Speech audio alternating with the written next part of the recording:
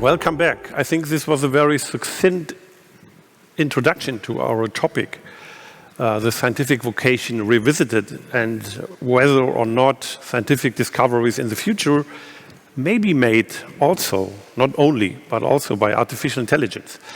We have three distinguished scholars to discuss where, by whom, and by which research institutions future major breakthroughs and scientific discoveries may happen, and where artificial intelligence may have an impact, and where are the limits, or what the experts consider the limits so far in discovering really new breakthrough discoveries. And I want to introduce my panel, and we have three distinguished scholars. First, Daphna Shahaf. She's Associate Professor, Data Science in the Department of Computer Science and Engineering of the Hebrew University in Jerusalem. Thanks for joining us at the Heidelberg Laureate Forum, Daphna. Thank you. Then we have on the right Professor Dr. Harry Collins. He's a good friend of mine, basically, and he's doing basically research because he's interested in the nature of skills and expertise. And he studies basically the relationship also between humans and machines, and the interaction between, and whether machines and in what ways will they be able to emulate human capabilities, like human intelligence, for example, or making discoveries. We will have him having a say. And then we have Jeff Dean. Welcome, it's early time for you, I guess. Jeff is from Google Research, and he's one of the co-founder of the Google Brain Project team. And I will start with you, welcome also in our discussions, and with an impression I had when I prepared for this session, and that is that companies like Google or OpenAI at the moment seem to be making kind of spectacular discoveries and breakthroughs in certain research areas. For example, DeepMind with AlphaFold, this program which could predict 3D folding patterns of single unit proteins just from the amino acid sequence, and was very successful in an academic competition. And the question I have for you is, why do you think these kind of breakthrough discoveries are happening at private companies, basically, at the moment? Is there a reason for that? And if so, why is it? Well, first, thank you for having me. I think some of these discoveries are happening at private companies because there's actually a fair amount of different kinds of expertise you need to bring together to create and execute on projects like that. You need sort of people with significant computational experience. You need people with experience in building the right kinds of computing hardware infrastructure to support some of these endeavors. You need people with the kind of expertise in whatever sort of scientific domain you're trying to tackle. You need access to data sets in that domain, which may or may not be easy to obtain. So I think sometimes they're ones where industrial companies are well suited to bring together the right kinds of expertise. And in a lot of cases, applying machine learning to different scientific domains, we have sort of much of the set of people and expertise we need to bring together already. And we need to add domain expertise for tackling a new kind of problem. And that's a sort of an important part of what you need to bring together.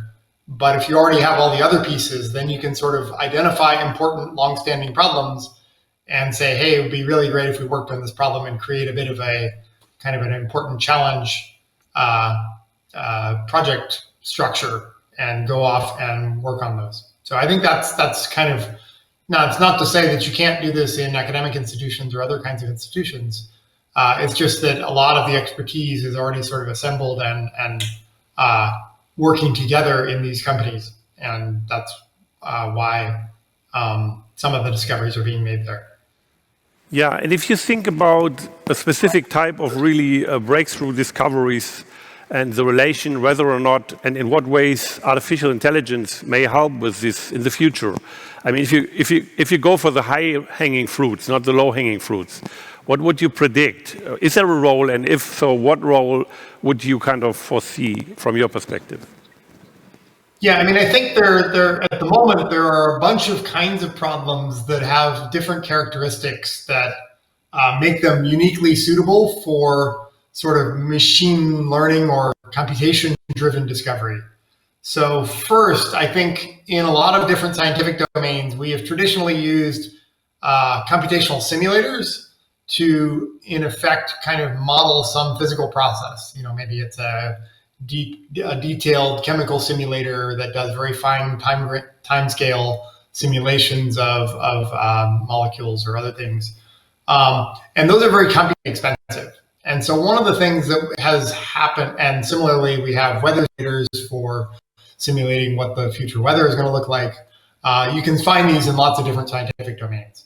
So one of the things that has happened over the last 5 or 10 years is we've discovered that you can actually use these very computationally expensive simulators as training systems for machine learning based approximations of those entire simulation processes.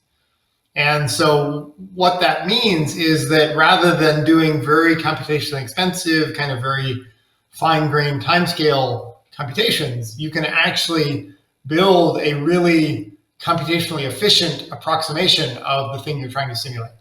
And so we've seen this in, for example, in chemical simulators, where some of my colleagues collaborated with a couple of different academic institutions on emulating the properties of a density functional theory chemical simulator with a neural network. And what they found was that they could build a simulator that's 300,000 times faster than the original, more traditional computational-based simulator. And so that just means you now have a tool that is, when your tools speed up by a factor of 300,000, it changes the way you do science. And so you're able to have systems that can measure and sort of evaluate lots of different alternatives in ways that you couldn't practically with the previous approach. The other kind of problems that I think are very amenable are ones where you can have the system generate a set of candidates that you want to evaluate, and then you can have a cheap evaluation function that enables you to get an assessment of how good a solution was that to a particular problem. This is true in lots of different domains where you can actually create these approximation methods. And then you can create an entirely computational driven loop where you generate solutions, you evaluate how good those solutions are, and then you can use reinforcement learning algorithms, which are effectively a way of giving feedback to a system of how well that particular proposed solution worked in satisfying some objective function. And that objective function might be a single dimensional thing. It might be a more complicated multi-dimensional evaluation of how well it serves on multiple different dimensions of merit. But you eventually boil that down into a reward signal that says that was great or that was not so great. And you can then turn that into an iterative process of trying more and more different things where the thing that's generating potential solutions is actually learning from the solutions it generates and trying to generate better and better ones. And that approach has been very successful in a wide variety of different domains, scientific domains. And I think that's an important characteristic of one kind of problem that will be sort of dramatically changed, because in a weekend, the machine can run 100,000 experiments and a human could run a few hundred. Yeah, of course. Okay, then we turn to Harry Collins. And recently you have written a very interesting article, I thought at least, about the science of artificial intelligence and its critics, and in which you kind of defined 6 levels, I think, of artificial intelligence in different stages, trying to emulate human knowledge and maybe even making discoveries, and with engineered intelligence, and even for autonomous human-like society because you think that you basically need to be immersed in a culture of domain-specific expertise to make and find research. Can you a little bit elaborate how you see the problem and at what stage and level you would say it would be interesting not just having a machine doing a certain task and maybe making interesting discoveries, but further up the levels you defined? Can you just describe on which level you would say, well, the machines are going to emulate a few processes so far only humans can do? Well, it's kind of too big a question, Volker, because to talk about machines emulating science, you've got to understand science and you've got to understand artificial intelligence. And both of those are complicated problems. So I have no objection to what our previous speaker has just said. I mean, I think the way he's described the use of artificial intelligence and deep learning and these various different feedback systems are absolutely fine and are going to increase the speed at which science of a certain type gets done. But as he himself says, it's science of a certain type. It's of a broad type where the parameters are pretty well understood, that you're not going to have people arguing about it. So in fields of physics, for instance, let's say I spent about 45 years immersed in the group that was trying to detect gravitational waves. And during the time I was in that group, I think I was the only outsider who was allowed to see everything that went on. People resigned, people got sacked, people got furious, people didn't believe other people, people did believe other people,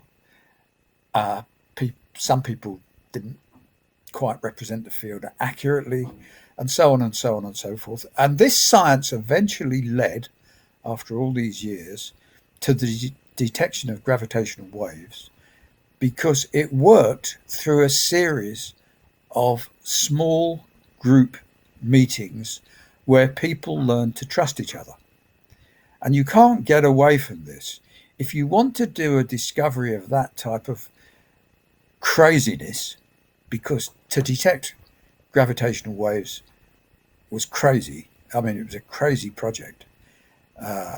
You realize what you have to measure in order to see these colliding black holes. It's something like a relative change in the two arms of an interferometer, and they're each 4 kilometers long, and you've got to see a relative change in their arms of about 10,000th of the diameter of a proton.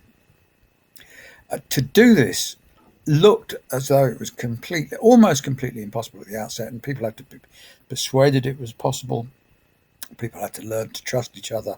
People had to invent completely new ways of doing this, that, and the other, and they had to do it through trust, as I said. Now, can you emulate that with computers? Well, certainly not even the best deep learning computers that we have, because the best deep learning computers that we have are essentially individualistic. And what we would have to emulate in order to emulate that kind of science would be a community of computers who recognize trust and moral values. And I don't think we're there yet. Now, one of the projects I'm working on is to try and persuade the scientific community as a whole not to abandon face-to-face meetings and conferences. I mean, here we are doing this by Zoom. We've got to do it by Zoom because of the pandemic.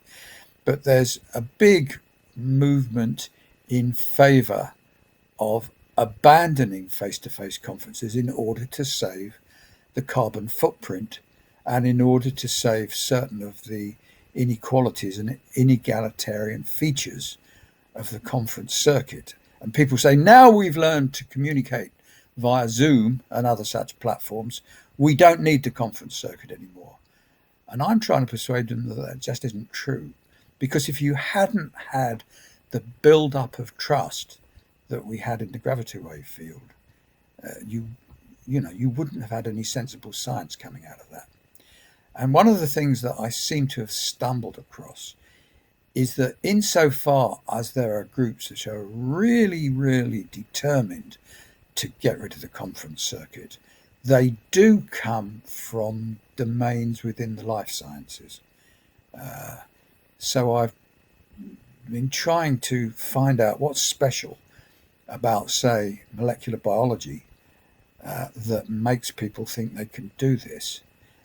And I think the answer has something to do with the way the science actually works, and that the science actually works because it's like a traditional society. Everybody knows roughly what the skills are and what the procedures are. It's just that in order to make a discovery, you've got to do a huge amount of this stuff. It's like in the discovery of the human genome. It wasn't, people knew what to do, but it was just that the process was so large, so huge, that you needed a huge organization to do it. Now, but that organization could have been done, I think, remotely, because there wasn't any difficulty in persuading people that the procedures that they wanted to see done were untrustworthy. I want to bring in, I think I want to bring in Daphna now with her perspective. I actually choose you because you had some interesting papers recently coming out, and what you are trying to do is how do people make sense of massive amounts of data, and how can maybe computers understand and emulate this kind of what people are able to do. And you had a paper about analogy mining that you can use for discovery, basically, to track big troves of data and find analogies which you then can transfer to different domains of expertise to maybe make discoveries there. Maybe you can just give us a little bit of an idea what the idea basically behind this is and how this could impact making discoveries in the future. Sure. So we focus on one very specific kind of innovation, which is innovation by analogy. Now, analogies have been a driving force of innovation for centuries. If you look at the ancient Greeks looking at water waves to understand sound waves, or Salvador Luria looking at slot machines to get an idea of bacterial mutation, NASA that hires origami experts to design folding spacecraft, which is super cool. You should all check it out. And maybe my favorite recent example, it's a device, costs basically nothing, used to help babies stuck in the birth canal. And the great thing about this was invented by a car mechanic after watching a YouTube video with a party trick how to extract a cork from a wine bottle. So my point is that there's lots of inspiration sources out there, just like YouTube was inspiring that guy. And if we could find analogies between, all those scientific papers, patents out there, YouTube, whatever, even Kickstarter, it could really accelerate innovation and discovery. Now, having said that, and with all the hype, analogy has been a holy grail of AI for quite a long time. So the thing is, computers have made tremendous progress in stuff like natural language processing, but they're really bad at seeing abstract similarities between things, which is really what analogy is about, right? None of today's algorithms will tell you that corks of wine bottles are anything like babies, but this is exactly what the guy with the device, the Odon device, realized. So what we did was borrowing some ideas from cognitive psychology. We wrote an algorithm that took the natural language text of inventions and tried to extract some representation of two things. First of all, the purpose of this product, like what is it good for? And then the mechanism, like how does it achieve the goal? And once you are able to do this sort of reliably, you can ask really fun questions for innovation, like find me another product that solves a similar problem, but in a completely different domain, using completely different mechanisms. Okay, so we actually ran ideation studies where we showed people some product and asked them to redesign it using some other way, like find other ways to make your phone battery, last longer. And long story short, people who were exposed to our inspiration from our baseline got a really nice boost to their creative ability. So, we went on, we tried this on analogies between scientific papers. Now I have a student working on bio-inspired, so looking for inspirations in nature. Analogy is not like the only way to do innovation, but I think it's one of the most interesting ones to go for right now. Would you say how far this could go in your imagination? I mean, this is now basically collecting things which are already there and building from this new analogies in different domains, but for the real discovery of new concepts which are not there or not really in a certain domain, where Harry is saying you need a lot of human interaction and close interaction and going so forward. It's really interesting. So it's really interesting what you said, because one of the recent things we did, okay, in my original, sorry, I have this weird echo. Okay, it's gone. So the way I imagined it originally, I imagined a search engine where you have an innovator that types in their problem, and instead of a regular search engine, it gives you some inspirations from faraway domains that are similar on an abstract level. And we built a prototype, and what I realized is that even if you show people like a really good inspiration from a completely different field, like mechanical engineering getting inspiration from biology, they usually don't have much to do with it because, well, they're not domain experts, right? A bit like your interview at the beginning, they need to know a lot so they can even digest this article. So what we're working on right now is more of a kind of a social network thing. Like, we're not proposing a paper, we're suggesting people you should talk to, and kind of a prompt. So here's the person you should talk to. He's in your university, he's in your alma mater, he's geographically close to you, and you should tell them your problem is this, and you're talking to them because of this. And I don't know, ask me again in like 3 months, I'll be smarter about whether it actually works better, but we're definitely looking at the social aspect right now. So what do you think, Harry? Is this a way of going forward, in a way, trying to... It's got to be good. I mean, more social interaction has got to be good. Interdisciplinarity is very, very hard to pull off. As you know, everybody's in their own little bubble. Right. More of it we have, the better.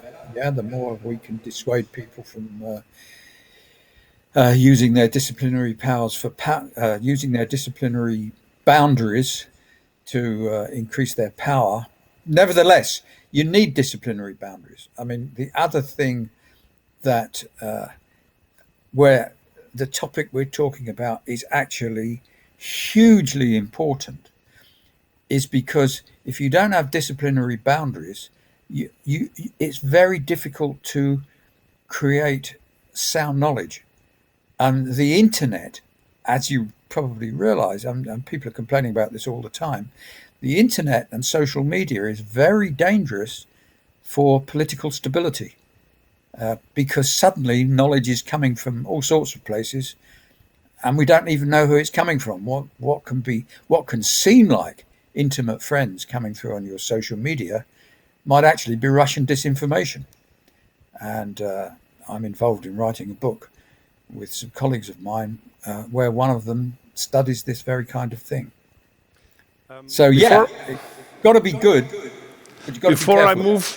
Before I move on to Jeff for the next question, I want to introduce Tom Geller. He's kind of collecting. If you have any questions later on, he will be able to ask some of our distinguished speakers these questions. So please type them in, and he will kind of get to know and then let me know whether there is some interesting stuff coming up. And before that, we will continue the discussion. Jeff, I wanted to push a little bit the idea from, basically both ideas from Harry. And one is that you need these domain-specific expertise to really get knowledgeable in a certain field, be emerged. And you were talking about interaction between all these different fields and how the integration of that knowledge is possible. And then he said, if you would do this scientific discovery process like in the physics field, you would kind of emulate all these interactions with computers, basically. Human-like computers talking to each other, having all these conversations and struggling and fighting concepts. Is it conceivable that this may happen in the future sometime? or not? Yeah, I mean, I think first, I think bringing together different kinds of expertise is really important in a lot of different kinds of problems that we care about in science and society. Some of the most interesting projects I've worked on are where we bring together 5 or 6 people, and they all have different kinds of backgrounds, and none of us kind of have the expertise to solve the problem we care about individually, but collectively we can do that. And the nice property about that is when you hopefully solve the problem, then some of the expertise of the other people kind of rubs off on you, and some of your expertise rubs off on them, and you can then go your separate ways. And now you have a little bit broader set of knowledge and tools to build on, because you now are exposed to these other kind of disciplines or other kinds of expertise. And I think there are analogies in how you might want computing systems to develop in this way. So you want to expose them to lots of different kinds of data, lots of different kinds of examples of things in the world. There's actually a neural network technique called mixture of experts, where instead of having a single kind of monolithic model, you have a bunch of different kind of smaller pieces of the model, and you actually learn to route new examples or new questions to the appropriate expert. And that routing function is actually also learned. So you can actually have thousands of little experts and learn which of those 1,000 experts is most appropriate for this particular circumstance. Be it this sentence, or this expert is really good at talking about scientific literature, so I should route it to there, and this one's really good at talking about times and dates, and so on. And I think if you scale that vision up, you'll have different kinds of experts that are very good at different kinds of things. And for solving a new problem, you'll want to call upon the most relevant experts and get them all kind of working together to give you, insight into this new problem or this new task you care about. So that's kind of something that already exists at a small scale, and I think in the future will be more important, where you have these very large models that are sparsely activated. So you only call upon the relevant expertise in the use of that model for any new kind of task you care about. Harry, what do you think? Well, the question I wanted to, I think Jeff's right, but the question I want to ask is, how do you solve the demarcation problem? The world is full of all kinds of experts, anti-relativists, people who are experts in not believing in relativity, anti-vaxxers, people who are experts in telling you why not to believe in the efficacy of vaccines. How do you solve the demarcation problem with computers?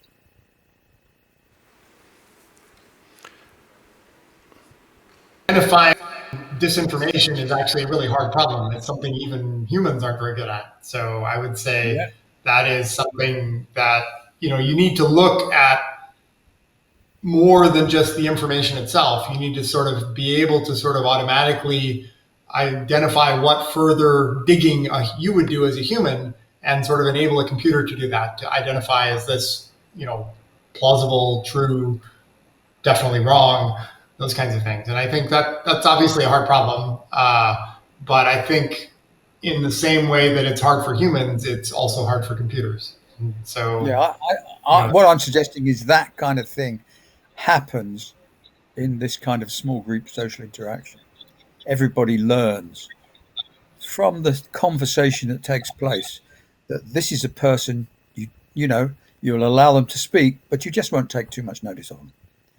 That's what happens as scientific progress is made in these very, very difficult areas. Daphna, maybe you want to... Yeah, I actually do. Thanks for telepathy.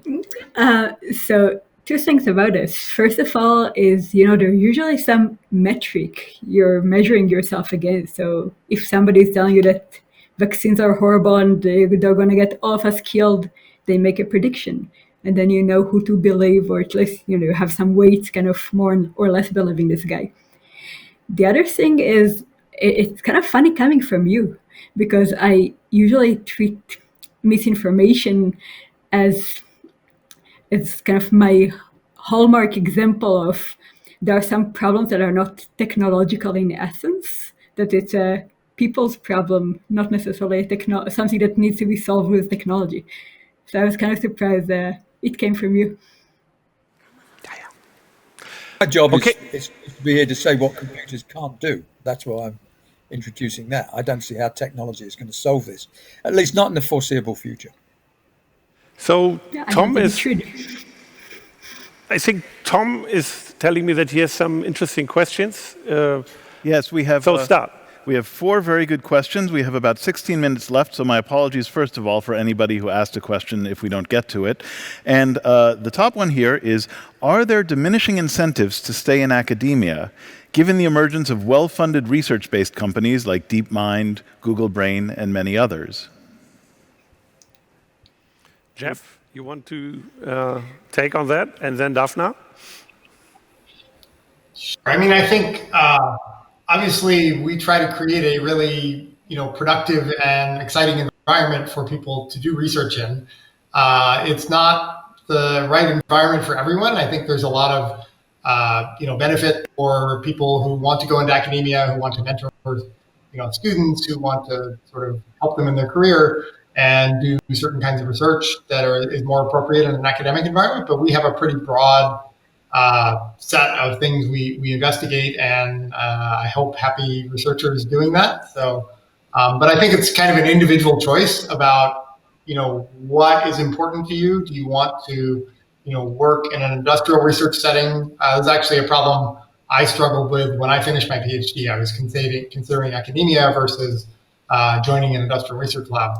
And to me, I really wanted people to use the results of my work and to have time for me to actually work on things directly.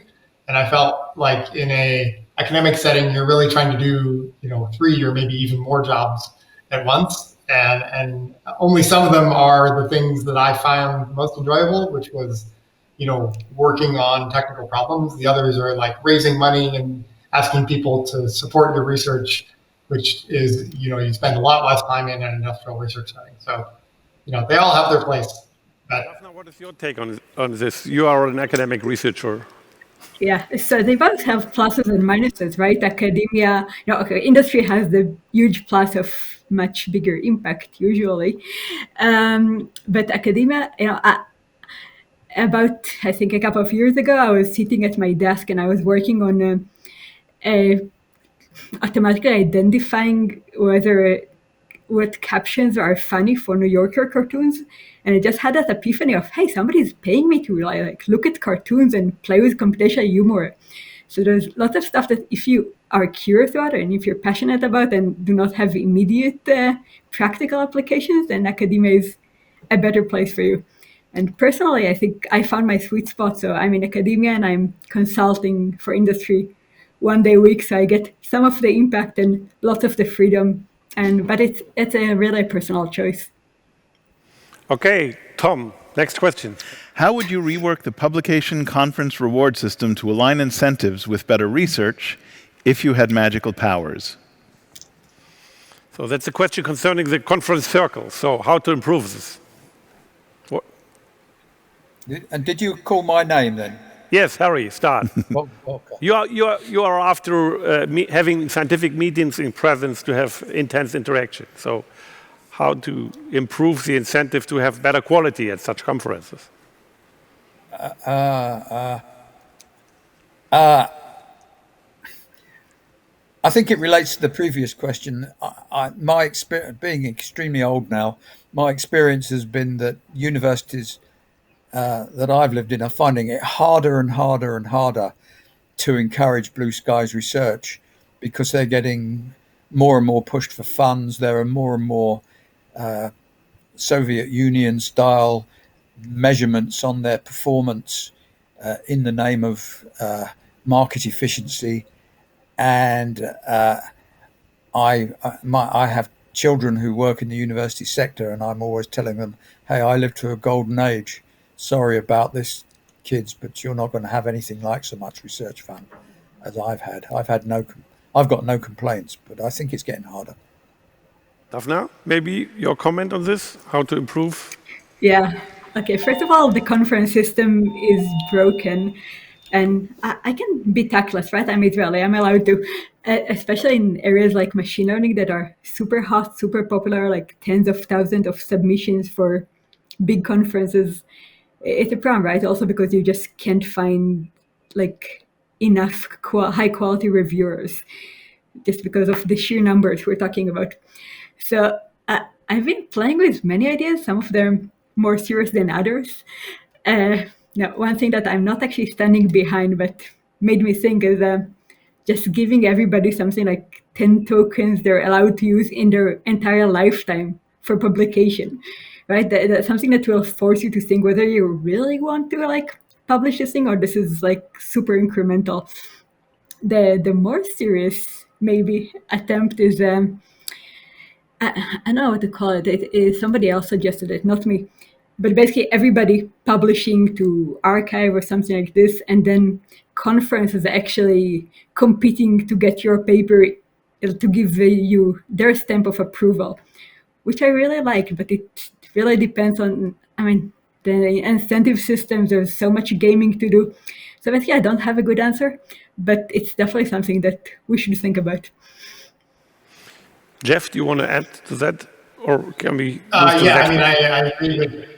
I will briefly weigh in. I think I agree with a lot of what people have said, but I think one thing we want to do is encourage much more ambitious, longer-term research. I think that's a general problem in kind of the way conference incentives are set up now. Reviewers tend to look, at did this thing incrementally improve on what we know how to do, and if so, then we're going to accept it. And they're less looking at, is this a completely different way of doing something that maybe is an interesting direction for us as a community to explore, but maybe doesn't achieve state-of-the-art just data ever. I think we need to enable much more of that kind of work, the kind of work that is like, here's an interesting direction we need to go in.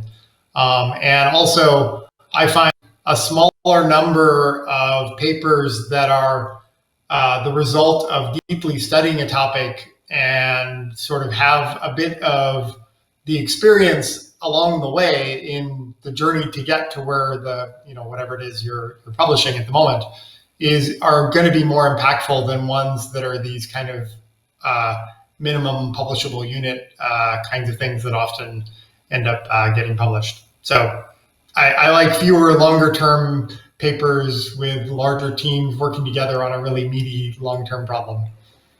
Daphna, you want to add? I completely forgot, completely forgot, but like 2 years ago, right, a year and a half ago, me and a couple of friends actually started a workshop called IID for Innovative Ideas in Data Science, which was supposed to be exactly for this, like blue sky ideas, crazy ideas. You don't have to actually, have state-of-the-art things. Just give me some directions you think the community should go to.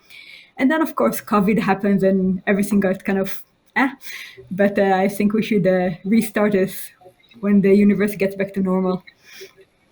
Okay, Tom. Yeah, there's a few venues like that in other computer science fields. There's one in hot topics in networking and hot topics in operating systems that are sort of not as formal papers and like interesting ideas that people have. Okay, we have one more question maybe, and then we try to squeeze in another. Let's see. Okay, here we go. The question is, how do you stimulate meaningful transdisciplinary interactions between STEM fields and the arts? Oh. Daphna, do you have an idea? I mean, you're working in these kind of edges between disciplinary fields, even sometimes art or some other disciplines, not traditionally be related to scientific fields? I actually have this meeting tomorrow, so I'm so frustrated that I didn't set it out to last week. I have some meetings with artists coming to my office tomorrow to talk exactly about this. But from what I learned from getting computer science to talk to software sciences, not necessarily art, usually the key is having one person that can translate between the two disciplines. Like even somebody who's mildly trained in art and mildly trained in computer science would do a really good job. Because otherwise it's a little bit, like a dialogue between deaf people. So find some man in the middle is the best advice I have. Okay, then you will have the chance to talk to these experts in 6 minutes. So we have a kind of a fishbowl approach where you can choose a session, just click on the link for one of these experts, and you can ask questions for half an hour, having a dialogue, asking your questions. And before that, I want to just finish up, and you should try give a short answer to a complicated question. I mean, the question is, in the session before, I learned, somebody said, maybe in 20 years, 25 years, we don't need mathematicians anymore, because artificial intelligence will be able to solve problems in mathematics. And the question is, where do you see the limits from the standpoint of today? If you look into the future, what is your impression? Will such replacement happen in more and more scientific disciplines, or is it just a delusionary thought? Harry, just brief. Yeah, I mean, one of the things that artificial intelligence has taught us is what the apogee of human abilities are. When I was a kid at school, if you could do really fast mental arithmetic, that was thought to be the apogee of intelligence. And then maybe a really difficult integration when you got a bit older. But now we've learned that the apogee of human intelligence is being able to pass the Turing test, which means fluency in a natural language. Now, the important thing about science, and I'm including gravity waves here as far as I'm concerned, is the example it sets for really difficult decision making, say political decision making. And I don't see computers going there in any foreseeable way. Okay, Jeff, what is your vision? So where are basically the limits, and which type of research fields or domains of expertise you see will be replaced first, or maybe never replaced?